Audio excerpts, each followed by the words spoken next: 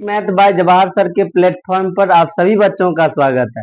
आज हम लोग पार्ट 2 देखेंगे रक्त में कि रक्त का कंपोजिशन देखते हैं कि रक्त आखिर किसका बना होता है। रक्त का कंपोजिशन की बात करें तो ये प्लाज्मा होते हैं कुछ, और कुछ क्या होते हैं, फॉर्म्ड एलिमेंट्स यानी संगठित पदार्थ।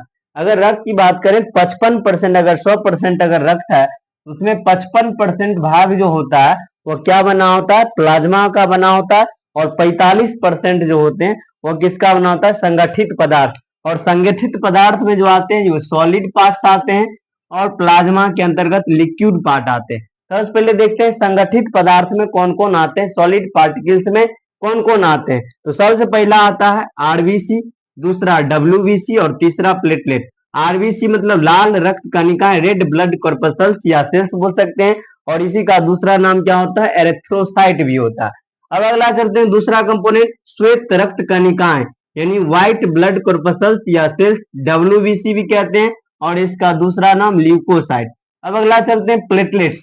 प्लेटलेट्स या बिंबाणु कहते हैं, और इसी का दूसरा नाम क्या होता है, थ्रोम्बोसाइट। यानी ये क्या होता है, रक्त का सॉलिड पार्टिकल्स होता है।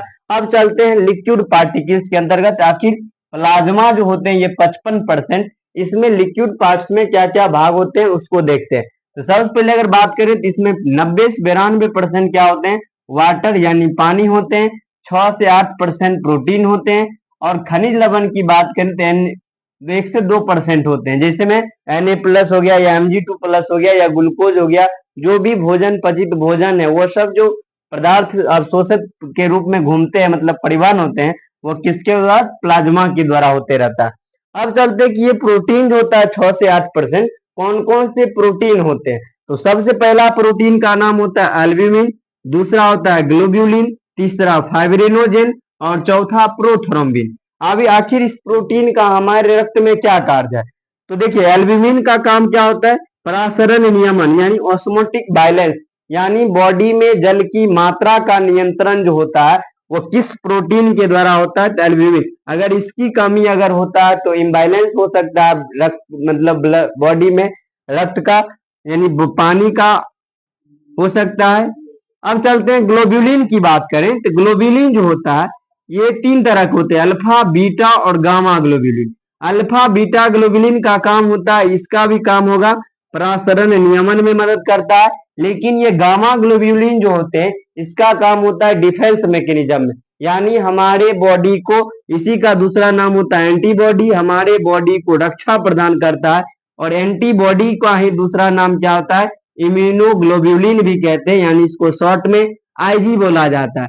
अब ये आईजी जो होते हैं, बहुत बार क्वेश्चन पूछा हुआ है, आईजी कितने प्रकार के, यानी इम्यूनोग्लोबिन कितने प्रकार के होते हैं। इसको एक आसान निमोनी के साथ आपको याद कराएंगे, कभी नहीं भूल पाइएगा। पहला होता है आईजीजी, दूसरा होता है आईजीए, तीसरा होता है आईजीएम, चौथा होता है आईजीडी, और पांचवा होता है आईजीई। यानी इसको निमोनी कैसे याद रखेंगे, इसका ट्रिक क्या है, गम दे, यानी G for IgG, A for IgA, M for IgM, D for IgD, और ई फॉर आईजीई। यानी अगर गम दे याद है आपको, इम्यूनोग्लोबिन यानी एंटीबॉडी के 5 प्रकार को आप आसानी से याद रख सकते हैं।